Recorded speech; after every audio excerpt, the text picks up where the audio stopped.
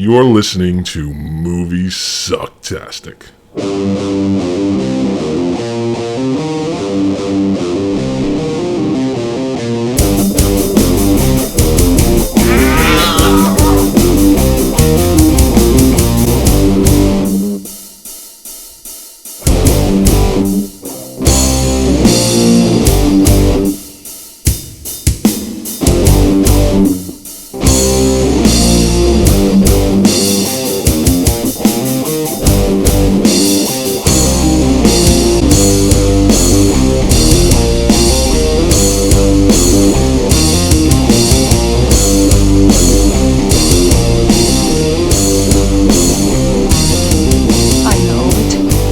It all sounds like some bad movie.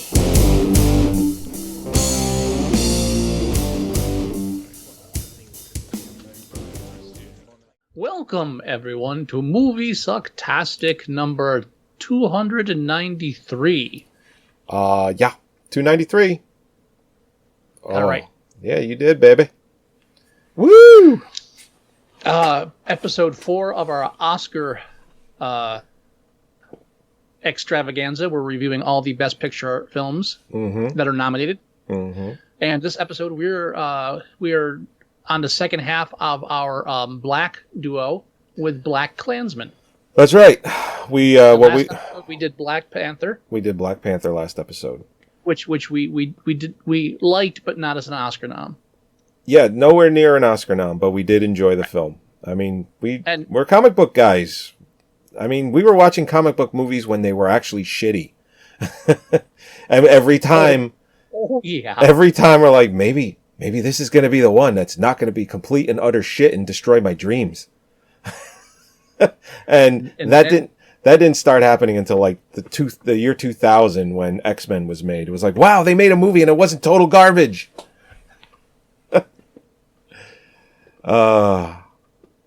And then, of course, when Spider-Man came out in 2002, it was like, that's it. They're making good comic book movies now. And they kind of been doing it ever since. I mean, there's been some bad ones, like the reboot of Fantastic Four, or the original Fantastic Four, or the sequel to Fantastic Four. Or any Fantastic Four. They're all fucking bad. But we're not here to talk about superheroes. We're here to talk about cops and Klan members. That's right. Now, full disclosure, I am the biggest Spike Lee. Ooh, you broke up. Don't know what you said. Don't know if you're not a Spike Lee fan, or if you are. I am not. I'm not a Spike Lee fan. Okay. At least not in a full sense where I like him as a person. I haven't liked everything he's done, but I have liked some of his movies.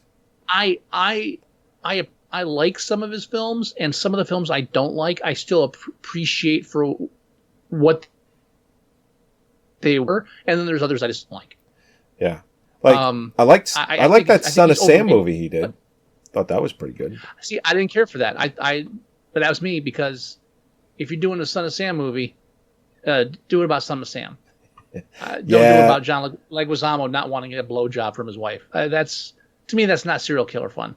No, I will agree with that. And if you take away, a lot of from what that film did, it's not a Son of Sam movie. I liked that it involved a lot of different characters and the city, New York City, and all that. And it did only have a small bit of Son of Sam, but it was more based on how everyone was dealing with Son of Sam terrorizing the city. So, and the dog talks. the dog always stop. The dog was. That's what Son of Sam said. The dog talked to him and told him what to do. But that doesn't mean you have the dog talk in the film. Yeah, it's like when John Carpenter decided not to have Christine talk. That's a smart fucking idea. And I've had people come to me and say, "Oh, I hated that movie. Why'd you hate that movie?" Well, the car talks in the book and has conversations and dialogue. I'm like, yeah, that doesn't mean that it's going to work well in a movie. So you know what? I applaud John Carpenter for not having that fucking car talk. Right. So basically what I'm saying is I have kind of a mixed relationship with Spike Lee as a director. Okay. I love this movie. This movie was fucking great. And I called beforehand that if that this film should have been nominated for Best Picture, and it was. And I love the fact that it came out in August and was remembered, because when movies don't come out earlier in the year, they completely get forgotten.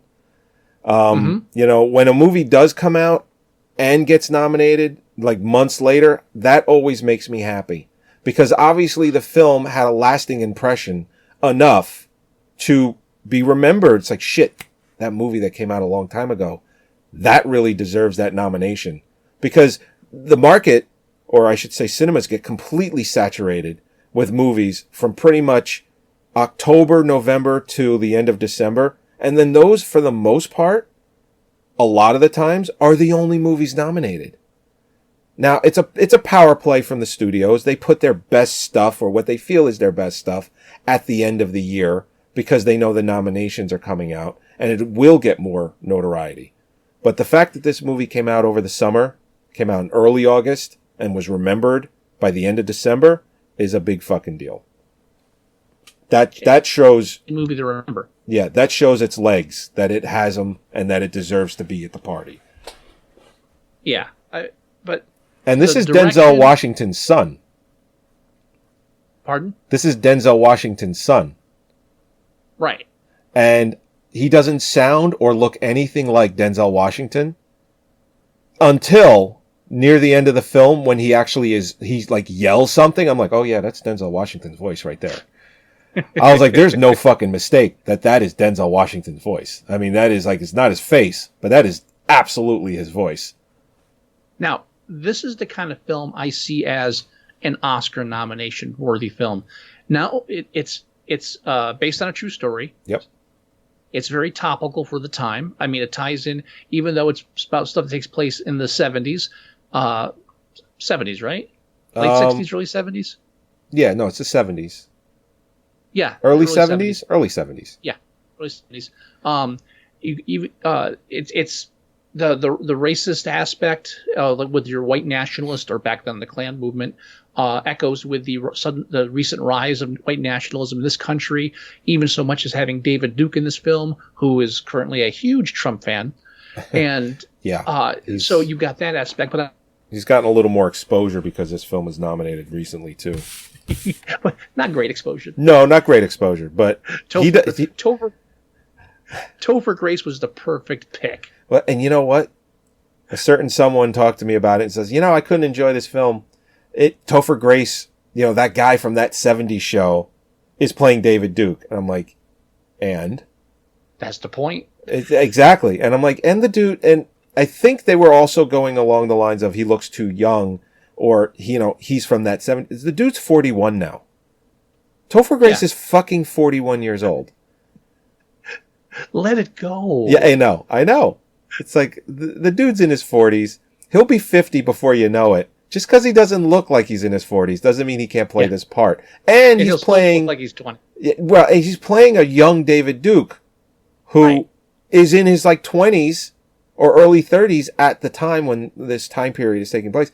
No, Topher Grace is perfect for this. Yeah. Yeah. But beyond all of that, the direction is brilliant. Yep. The performance is great. The screenplay, awesome. Yeah, and I think it's nominated in all of those categories, right? It's nominated for Best Director. It's nominated for Best Adapted Screenplay. What's his name? Adam Driver. Kylo Ren. Adam Driver. Yeah, he's nominated for Best Supporting. They made a big deal that he was nominated, but Denzel Washington's son, I can't remember his first name. James something. John David Washington. John David Washington. He's not nominated, but his performance is fucking great too. It's like, if you want to talk about a snub, that's a snub right there. Yeah, make of it what you will. Actors, as far as I understand the voting process, it's actors voting for these actors. So talk to them. That's almost every category. It's peers, except for picture and directing. Is that no, the only? I think it's. I thought the only category that they revoked that on was animated feature, because they're trying to get more. Again, because they're trying to get more mainstream stuff in there. Okay, so it is every category is voted by peers. It's to my knowledge. I mean, well, Best Picture. I mean, I think everybody's a peer in that case because. Well, there's strict guidelines to you have to have worked so many times in the past certain years in that field. Yeah, and you also need that to even get to get health insurance. Right. But Best Picture, I mean, that's just. I guess there's no if you work in films. Period. No, I know. Everything else you have to work under that specific category. Director. Yeah, and I didn't know if they segregated that in the fact that listen, only directors and producers and studio heads can vote on the Best Picture, but actors and everyone else can vote on every other category. I didn't know if they did that, but I don't know. I never looked that far. All I know is that nonsense with the best animated shorts. They can make sure Wreck-It Ralph gets in there. That was the Lego Movie. I think was your original example. No, to give you credit, to give you the credit, I believe that was what you had mentioned. Yeah, or that was just an example of that's again, it's Hollywood sucking its own dick. It's like, oh, we got to get the big budget stuff in there. No one cares about Anomalisa. No one saw that shit. We have to get the Disney shit in there because Disney's bringing in the money. I really fucking liked Anomalisa, but but you know what I'm saying. Yeah, I know exactly what you're saying. Mainstream Disney crap in there. Pixar's got to get in there. Come on. I think they have 2 movies this year in there. I think they have Wreck-It Ralph and they have Incredibles 2, which will realistically win.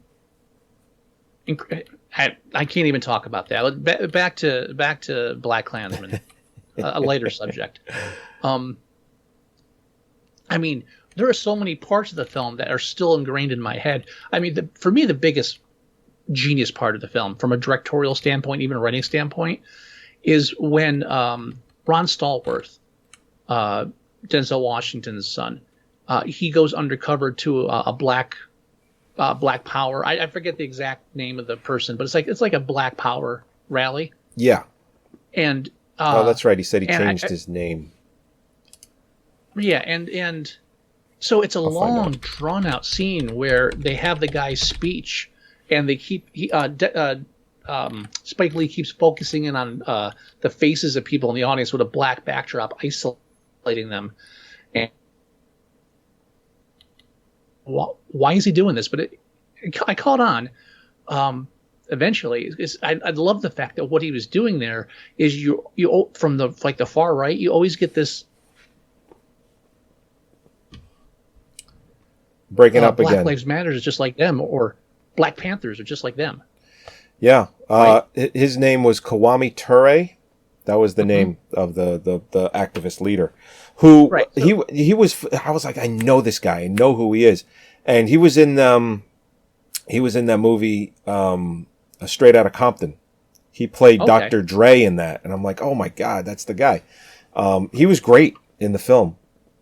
He was great. And Ron Stallworth, he goes there undercover, and he's just like, I'm going to do my job. And by the end of it, he's like, yeah, fucking yeah, yeah. Right. But the important part of it is really just focusing on the point that the difference between the Black Power movement of that time, right, and the Klan movement of that time is one is trying to empower a group and their own group, and the other side is like, yeah, we have to stop them from being empowered. We have to kill Darky. Yeah, it's very hardcore. Blacks are inferior, and what the Black Power movement was trying to do was trying to fight off the negative effects of this racism inherent in society and say, no, you're worthy, you're great people, you're beautiful people, and I think it was important to start off with that. Right. I mean, stuff like that. It just shows it's a well-crafted movie, screenplay, and I tell you, the other part I loved is the Nazi bunker scene with Adam Driver, Kylo Ren. Yeah. Where he takes him in the basement. You're gonna take this fucking lie detector test. But I mean, I think that Adam Driver deserved that nomination just for scenes like that. He was. I could easily forget that he was Kylo Ren in scenes like that. Well, he's a really good actor, and he is. he's kind of, because the Star Wars films are so popular and so huge, and Kylo Ren is a new character, and it's toys and costumes and all that shit. He's forever going to be associated with that. But he's done some really good stuff. What was the other film that he did? Oh God, it was the one where they robbed the NASCAR or the Indy 500. I haven't seen that. Logan Lucky. Yes, you're right. That was great, and he was great in it too. It's like, what's his face? That director, Soderbergh. He's real hit or miss with his movies. Like, he'll make a bad movie or a movie that's not so great, and then he'll make a fucking great movie. Mm-hmm. And he'll go back and forth. He made a film called Unsane, and I haven't seen it yet. And it's filmed in a weird aspect ratio. It's not filmed in a widescreen aspect ratio. It's almost filmed like it was done from like a cell phone or something like that. It's that kind of grainy, but also not a full widescreen aspect ratio. It's kind of like a 4:3, but even like weirder than that. So that was done on purpose. And I don't know why. I haven't watched it yet, but I have that as well. I'm sure after watching the film, when you get to the end, you'll probably understand why it's in that aspect ratio, because obviously it's done for a reason. So that makes me intrigued to want to see it. Mm-hmm. But yeah, no, Spike Lee did a really amazing job with this film. Did you notice that in one of the scenes, it was when they're all watching the Birth of a Nation, and did you notice what he did there? Did you notice what he did there with a typical black stereotype is that they talk a lot during the film and they yell at the screen, that he had the white woman doing that like throughout the entire scene. It's like she's just yelling out stuff like nobody else is, just her.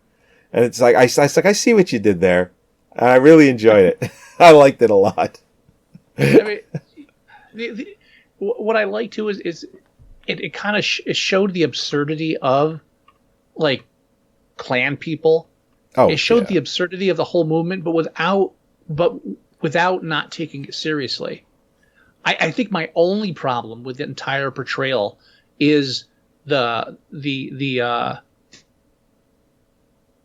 is what? Of the main guy. You got cut out. I didn't hear what you said. My only problem is with the wife of the one character. Oh, that was the guy with the bunker? Yeah. So the one that was laughing and making all the noise during the Birth of a Nation. Yeah. I thought she was too, okay, let's get someone who's like not, let's get a fat, unattractive woman. I'm not knocking the actress, but I mean, it's like, I know. Okay, let's put her in there, and it's too easy. It was too easy, and her whole reason to exist was to make it easy to hate her. It wasn't good. It wasn't comic relief. It was just, it was easy. It was an easy way out. Yeah, definitely. No, I did notice that too. That it was just. I'm not saying they should have got Jodie Foster. No, I know what you mean. But she was chosen, and she was portrayed in such a way so that it was easy, real easy way to hate that character, so that when things happen, it's a like kind of moment. So also too, it's like you don't make it. All right, we're dealing with evil white people, evil white people here. Right. Don't make them all goofy white people too, and they didn't. But certain people, I think Topher Grace, they were like hedging a line, or he is he's instinctively a comedic actor. Oh yeah. You know what I mean? No, absolutely. So, but like for that role, I thought it was a good choice.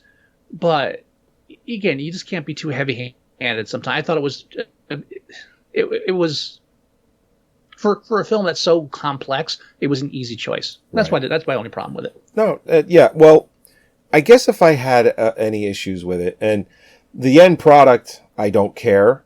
But when the film was being trailered, and a couple of the trailers made it seem like it was funnier than it actually was, because this film does have comedic elements to it, but it is very far from a comedy.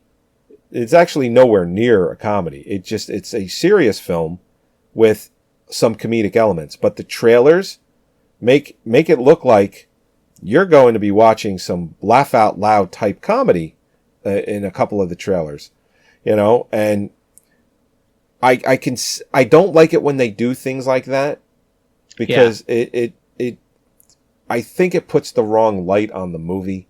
This is a better film than that. So that would be my only qualm, is I didn't really like how they portrayed it in the trailer. They were selling it. They were. And you know what? The end product, I really liked the film. I really loved the film, actually. So I don't care. I didn't watch the trailer until after I watched it because I needed to get a trailer for this podcast. And I'm like, oh, they did that with the trailer? They made it look like a comedy? And I'm like, oh, that's not cool. Because you're right. They were trying to sell it. So I don't think anyone should have left dissatisfied, but if they did because they thought they were going to see a comedy, they probably were. Well, I don't know. Professionals like you and I, we take trailers with a spoonful of doubt.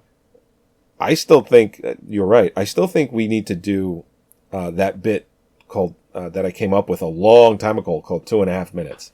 I really still like that idea.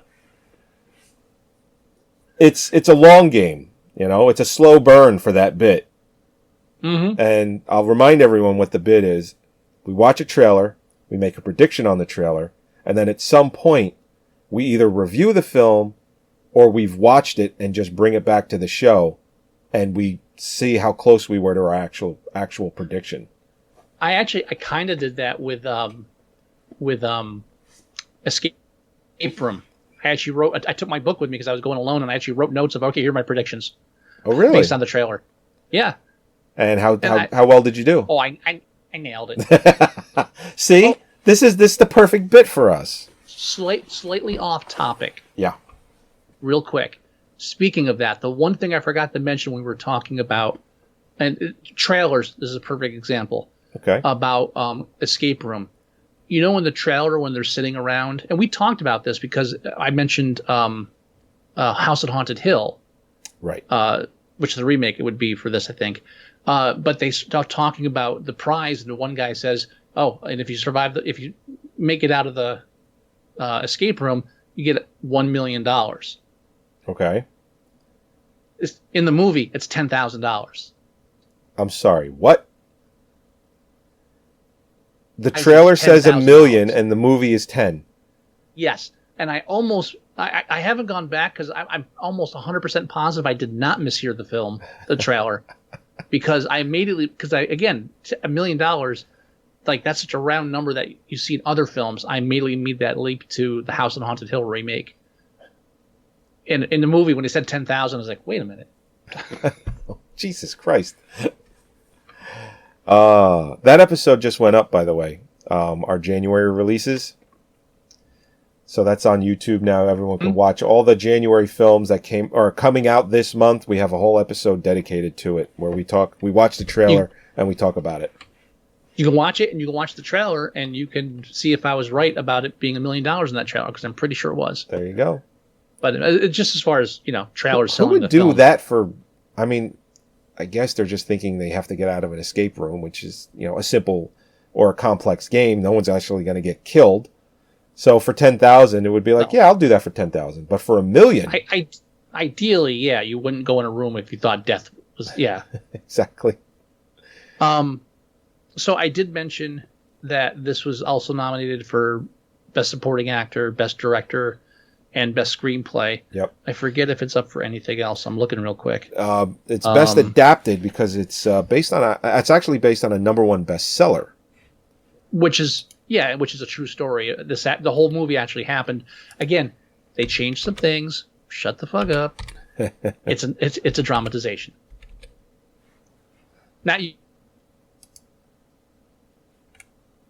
It's also up for Best Original Score.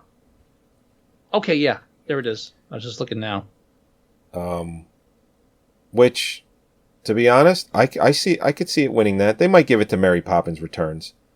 But it's also up for film editing, which, dear God, I hope it wins. Anything but Bohemian Rhapsody should win Best Film Editing. So it's actually up for... And production design. No, that's Black Panther. Never mind. So it's up for 5 Oscars. Picture, director, adapted, editing, score. I would be okay if it won Best Picture. I'd be fine with it for Best Picture. I hope it does. Honestly, out of the 4 films we reviewed so far for Oscars, it's my favorite. Stars Born, we did Bohemian, we did Black. Yep, so far this is also my favorite film. Now I've seen. Yeah. Well, no, of the films we've done for the podcast, I can say it's my favorite. But I've actually seen one other Best Picture nominee, and I'll save it for when we review that film. But it's Green Book. Okay. I enjoyed. That's my favorite film so far of the 5 movies that I've seen. Ooh, now, I haven't seen Vice yet. I've seen some of The Favorite, but I haven't seen it all yet. And I haven't seen Roma yet either. So I got 4 movies left to watch. Or 3, actually. Right now, out of the 4 films we reviewed, I'm equally Star is Born and BlacKkKlansman as far as, like... I think because of the nature of Hollywood, A Star is Born is a bit more likely to win. But I'd be equally okay with either one of these. From what I've read, from what I've been reading, Green Book is the front runner. Like, it's the movie to beat. That's what I keep reading. I can see why. We haven't reviewed it yet, but it's the film I've enjoyed the most. So far. Also, I've seen the trailer. I know how you may feel about the film, but it's better than what I think you're thinking. I don't know if you'll enjoy it, but see, I'm going off. There's some controversy around the film too, and I'm going to be interested in talking about that when we review it. Okay. Because it's controversial stuff that I don't think is controversial. I disagree with the controversial stance on the film. I think I know what you're talking about. So I've seen it. Yeah. I think I know what you're talking about. So I'm interested to talk about it when we do review it. That's going to be an interesting episode. Yeah, we don't know what 2 films we're reviewing next week, but it will be 2. And then the following week will be the last 2. Yep. So we got 4 left. I guess we should end this show, right? What do you think? Yeah. What do you want to rate BlacKkKlansman? What's it currently at? It's currently 7.5. 7.5. I'd go 8 on this. You know what? Me too. I think this is a solid 8. One other thing I was not thrilled with in the film was at the very end, the whole shtick with the 2 people floating down the hallway. Oh. I get it. Stop. I didn't care for it. Whatever. Yeah. That's just. I mean, you kind of knew what he was going for with it, but yeah, I'm with you on that.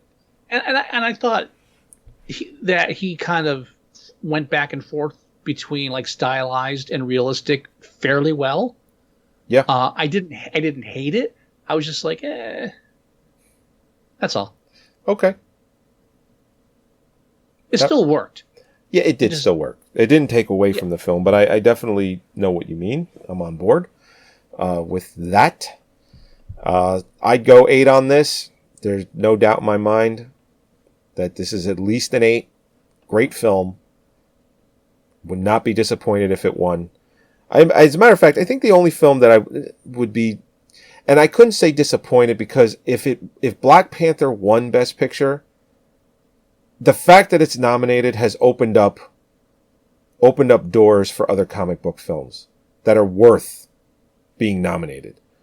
Like, for instance, I actually had this conversation very recently with somebody who said they thought that the Beauty and the Beast animated film was the best film that year, and Silence of the Lambs should not have won, and Beauty and the Beast should have won. And they were saying that year it got so close to an animated film winning Best Picture, that's when they ended up creating the Best Animated Film category, so that an animated film wouldn't be a Best Picture nomination anymore. So what Black Panther being nominated does is it opens up the door for Best Picture comic book films that could potentially be nominated for Best Picture. Ones that are deserving. Whether or not it does that, who knows? Maybe they finally say, shit, Black Panther got nominated. Almost a comic book movie, a fantasy film, comic book movie, almost won Best Picture. We should create that that best popular category now. They might do the same thing that they did with the animated thing. Like, who knows what happens? They said with that Best Picture category, they said, "Oh, we'll talk about that later." Like they said, it'll be up for discussion later. So that means like, oh yeah, we'll wait. Yeah, they're going to bring it up again. They will bring it up again, but the fact that they nominated Black Panther might just put it permanently on hold, or just done. They won't do it. Or that'll be the reason they do it, because they'll say, hey, if you don't think this should have been a Best Picture, then we got a category for you. Yeah. I think that's a shit category. I think it undermines everything that they're trying to do.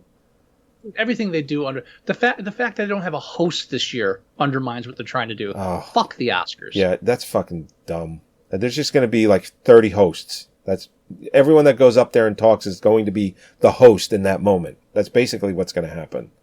Yeah, it's going to fucking suck. I think Kevin Hart was the host for less than 24 hours before they got rid of him because of a tweet that he made years ago. Yeah. Same shit they pull with James Gunn. And you know what? I mentioned it last week. I mentioned it once before. I'm so fucking happy that Warner Brothers pulled the fucking trigger on that and said, you know what? Don't give a fuck what you tweeted. Make us great films because we know that you fucking can.